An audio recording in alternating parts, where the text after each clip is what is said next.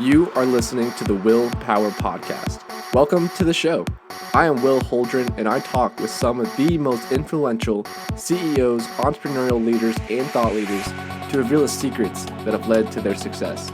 I believe that with the right knowledge and mindset, you can do anything you say your mind to.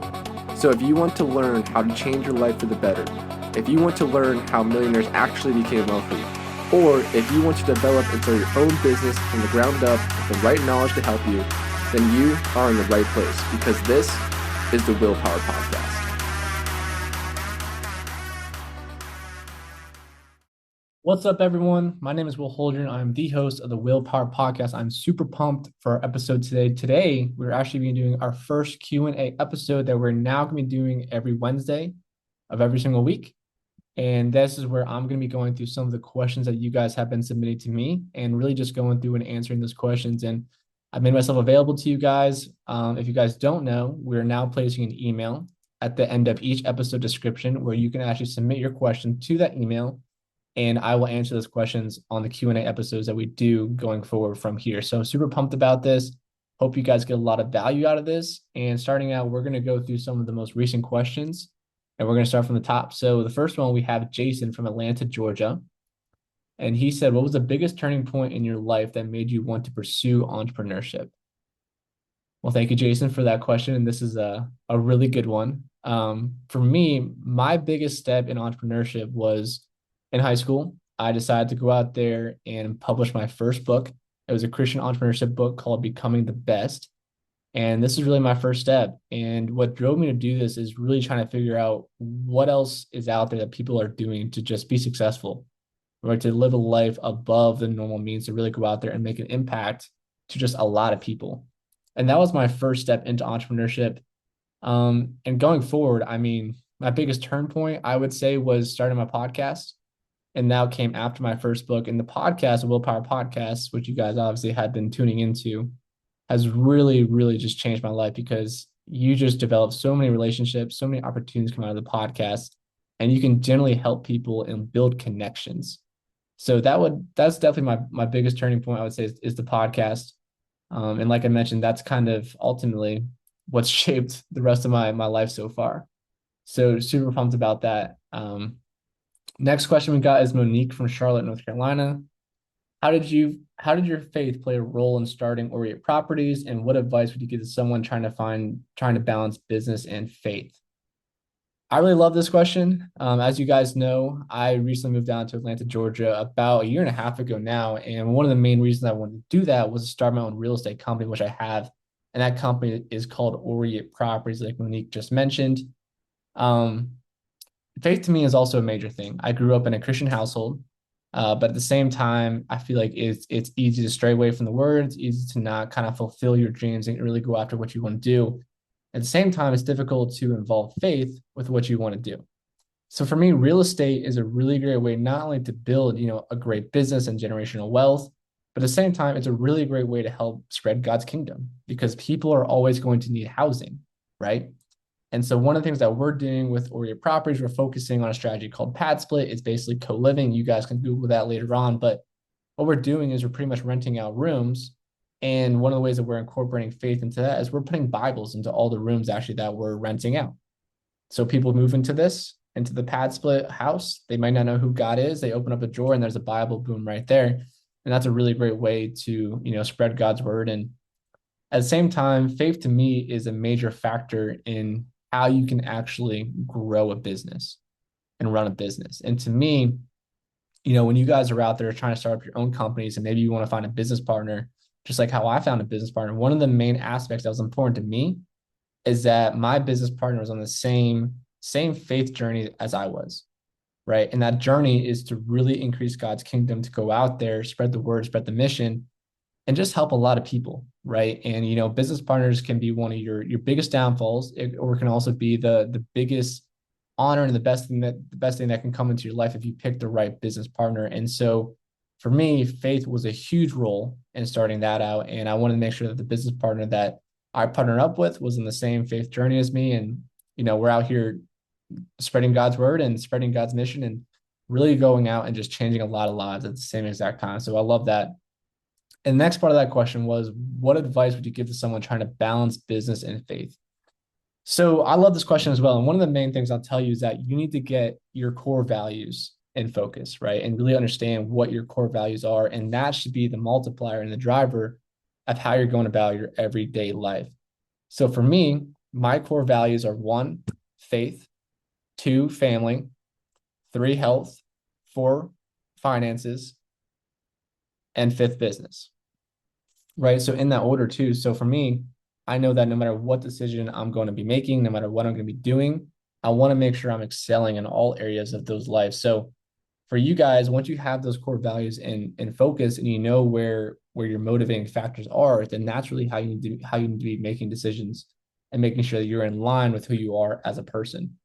So if you're trying to balance business and faith, just realize that if faith is the most important thing in your life, that needs to be the backbone of your decision. And you need to find a way that no matter what business you're building, whether it's in real estate, whether it's marketing, advertising, whatever that looks like, that you're incorporating faith into it, right? And you're going out there and building God's kingdom and just helping a lot of people at the same time. So thank you, Monique, for that question. Next question we have here is Derek from Houston, Texas. Derek said, you've interviewed over 200 entrepreneurs. What are the top 3 lessons you've learned from your guests? It's a great question. It's hard to narrow down to just the top 3 things that I've learned. But if I had to, number one lesson I would say that I've learned is that relationships truly, truly, truly, truly are the backbone of whatever you can do in life, right? There's a saying that you can go fast if you go alone, but you can go far if you go together. And it's also saying that it's more important about who you know rather than what you know. And I truly believe that I am a testament of that. Like I said, number one lesson is relationships matter. Go do whatever you can do to build out relationships. And I'll kind of speak to that in a second. So obviously I've been doing my podcast. I've done over 200 episodes, met over 200 incredible entrepreneurs. And not all of them have I kept in touch with as much as I should have. And not all of them have I partnered up with. But you're going to find that maybe 5% you can stay close with, you can grow with. And those 5%, whatever those people are, you don't know if it's going to be your first guest, if it's your 50th guest, or if it's their 100th guest. You don't know which one of those could possibly change your life, but they can, right? And so for me, just speaking how relationships matter. So I graduated college and in 2024, right before 2024. And I met my real estate mentor through my podcast, Cold Market. Met him through my podcast. Him and I grew really close over time. And I actually moved after college down to where he lives, which is where I am right now in Atlanta, Georgia. And he's actually mentoring me in real estate investing and everything I'm doing with Orient Properties, which is my real estate company. And on top of that, moving down here, I mean, it's tough when you want to jump into a business full time because you do have life to live, right? And there's expenses out there, there's bills you got to pay. And in fact, he actually helped me get a position in finance, learning from one of the top financial advisors in the entire country. So I'm soaking in all this information as I'm growing my own business, and it's absolutely incredible. And guys, I never submitted a resume in my life, right? I know a lot of people are in college are telling you to submit a resume, build all that stuff out. And to me, that's important, yes, but it's more important to build out relationships first. And that is how you can go to where you want to go. Building those relationships, find people that have done what you want to do, and just really follow in the footsteps. So number one is relationships are most important and matter the most. The next main lesson I would say that I've learned from doing my podcast is to just not quit, right? I think that's, it's so cliche to just say, don't quit. But at the end of the day, how many of you guys have truly started something and have just ended it? Right? How many podcasts out there have ended after 50 episodes? Right? How many businesses have you guys done that you've ended, or other people have done that have ended after maybe a couple months of making no income whatsoever? And to me, if you have that mindset going into whatever you're going to go into, that mindset of saying, okay, I'm going to do this. I'm not going to quit. I'm going to push myself to the max. I mean, it's really impressive what you guys can figure out. I mean, I can't tell you how many times that my podcast was not doing great. I didn't get a lot of views. There was no sponsorship money coming in. And yeah, it sucked at times, right? But at the end of the day, I went back to my core values. okay, and stayed with the journey, stayed with the focus. And now I can say it's absolutely a blessing, right? And so again, I would say don't quit. Find a way to make it work no matter what you guys are doing. If it's your dream, if it's your goal, find a way to make it work and find people and build a team around you that can help you make that work. So that's definitely lesson number 2, I would say. And my third lesson I would say that I've learned through my podcast is definitely understand finance and how finances work and get around people that you can learn from that can teach you how finances work.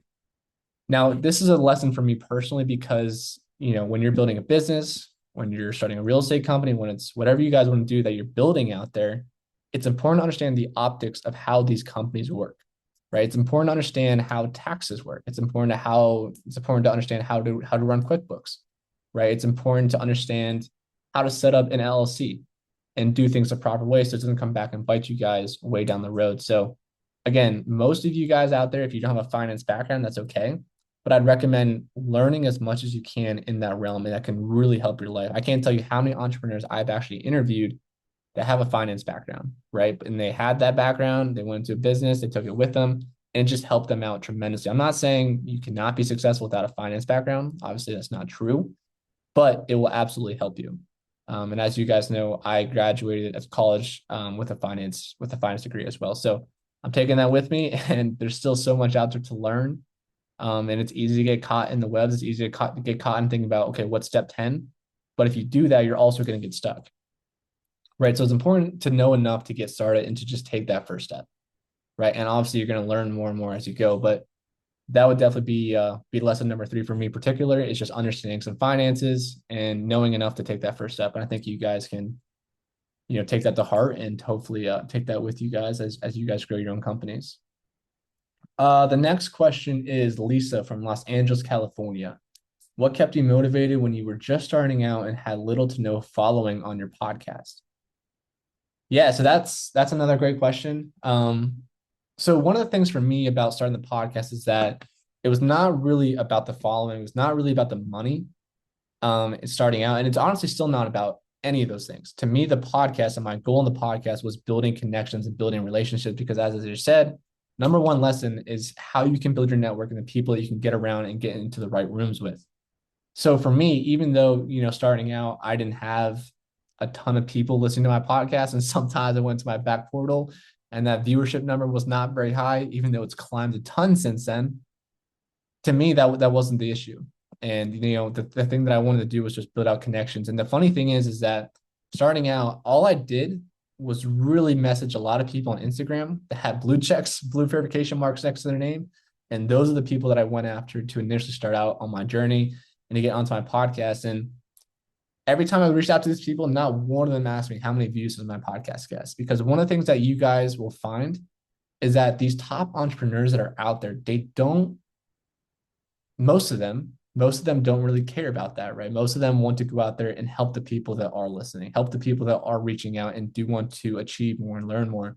And that's what's great. I mean, some of you guys out there think that all the top entrepreneurs are way too busy. I don't want to reach out to them, or they just don't want to help you. But that's really not the case. I mean, what I found in my 4 or 5 years of doing this is that the older generation wants to see you guys succeed. They want to help that next faith-filled Christian entrepreneurship generation succeed and take their shoes. And so, the numbers didn't really matter at the beginning for them. They just want to come onto the podcast. They see someone young and hustling, and they want to go out there and support that. So even though the numbers weren't great and there wasn't a huge following starting out, it wasn't about that. And it's just important to understand what your underlying motivation is and how you want to grow from there. So next question, we have Isaiah from Brooklyn, New York.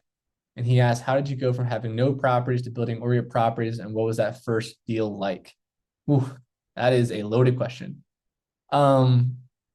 So I guess jumping into that question, I actually met my business partner through my podcast. I'm not going to say his name for now, just for disclosure purposes, but I met him through my podcast, and he was a cold market individual that I met. He was someone who had a massive company, who exited it.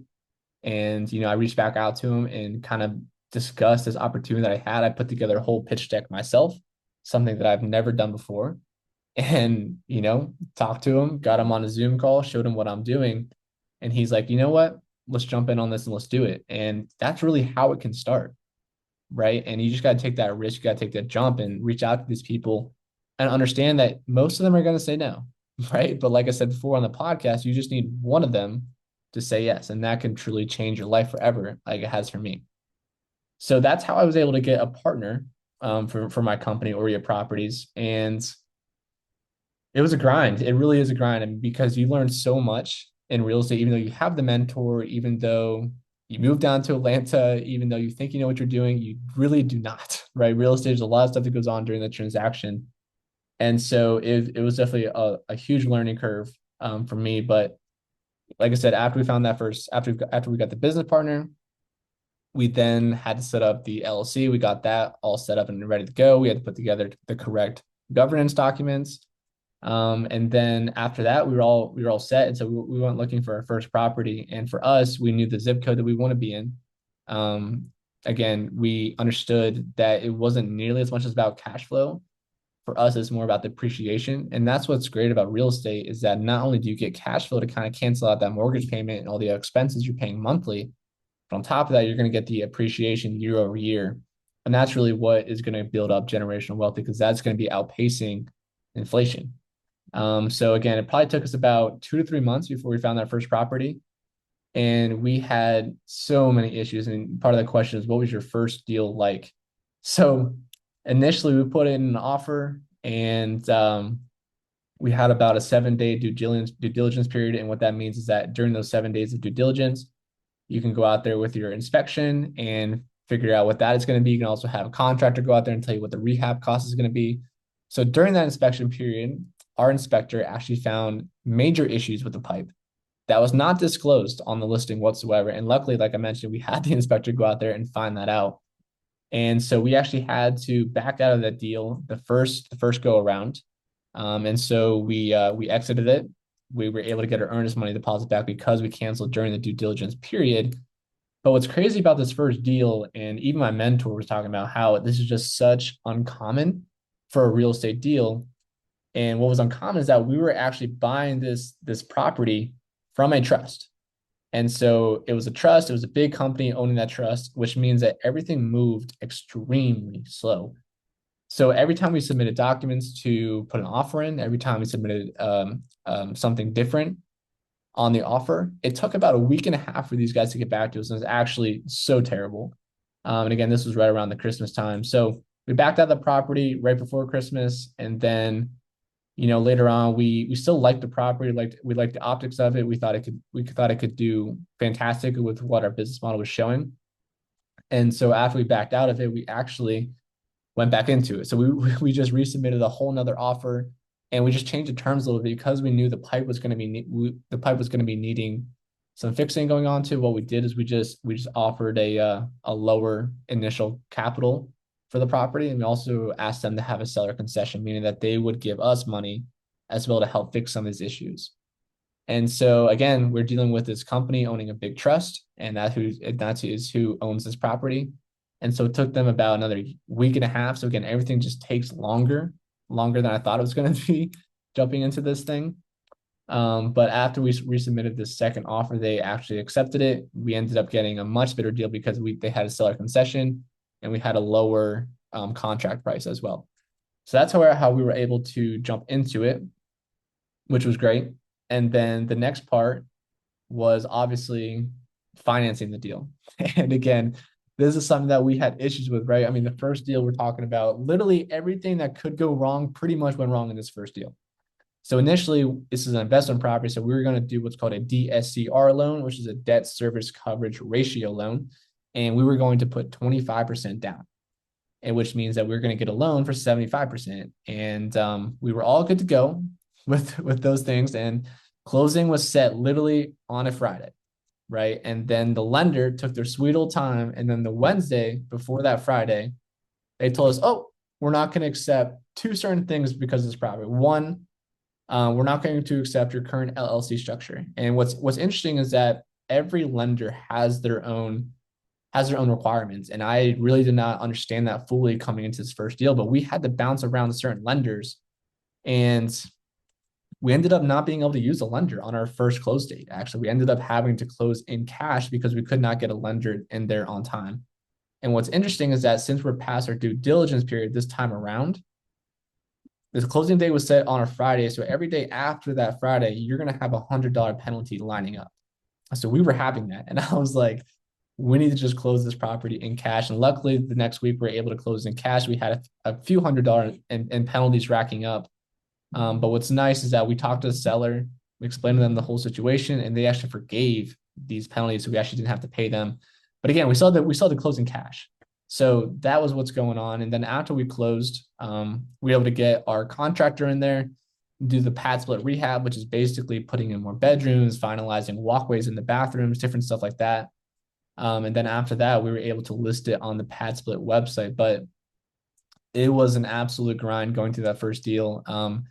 And just a great learning experience. And like I tell you guys before, I mean, it's important to understand how to take step 1 and 2, but don't think you need to know what step 10 is out of the gate, because there's so many variables that can happen, right? And if all you do is think about step 10, you're going to get lost and you're not going to be able to go out there and just continue, and just move forward. And that's how a lot of people just freeze up, right? So again, think about step 1 and 2, find people who can help you, and just go out there and do that. And again, my first deal did not go as planned whatsoever, but we learned from it. And my partner is just excellent, helping me out with this first deal. And now we got it under our belts, and we think it's going to be a really profitable deal going forward, and it's going to help a lot of people. So again, it was definitely a roller coaster, but we were able to move forward from it and eventually get it done. And like I mentioned, entrepreneurship is all about solving problems. So expect to have problems no matter what business you're going to go into. So good question, Isaiah from Brooklyn. The next question is Marcus from Nashville, Tennessee. And he said, how do you balance running a business, recording a podcast, and still making time for your family and faith? So again, a great question, and something I'm still working on. I'll let you guys know once I figure that out. But one thing that is important that I've been able to get better at over time is really controlling your calendar and taking control of your time. And what I mean by that is recently what I've been doing to, because there's so many bouncing balls, right? You have your company, you have a podcast, you have life, right? You have family, you have friends, you have different things that you need to be doing for these different objects, and you still work, right? So you still have a job mixed in there. But, one of the things that I've started doing is something called Race. And every Sunday, every single week, I will sit down and get my calendar up on my computer, probably for about half an hour, and just solely focus on my calendar. And like I mentioned, this is going to be on Sunday afternoon, Sunday evening, and I'll just look at the week ahead. And Race, the R stands for review.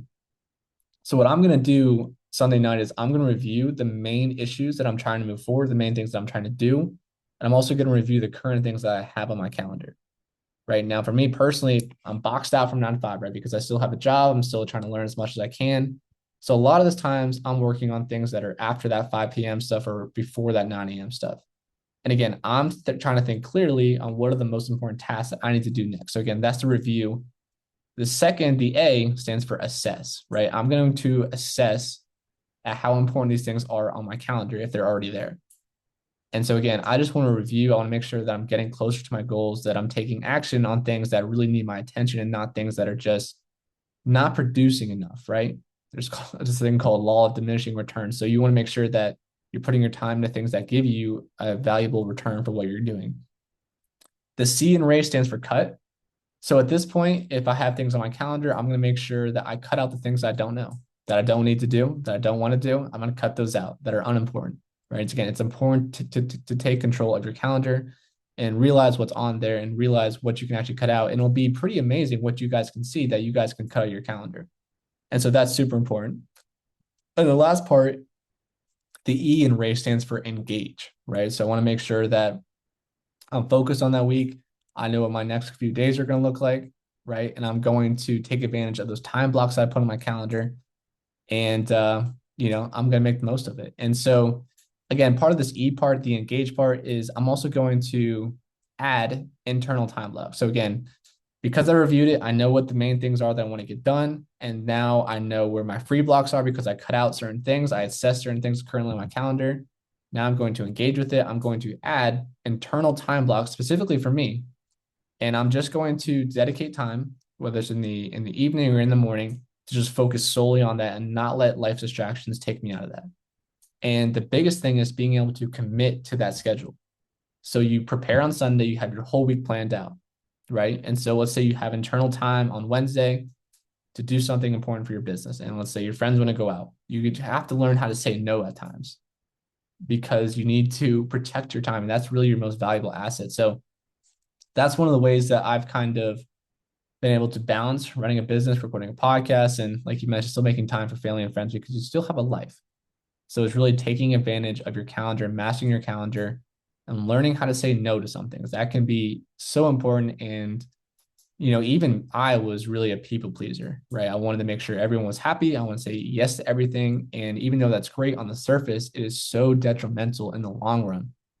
So make sure you can learn how to say no to people and stay true to your calendar, stay true to what you want to do so you can stay on point and on progress, making progress and getting towards those goals that you guys want to get towards.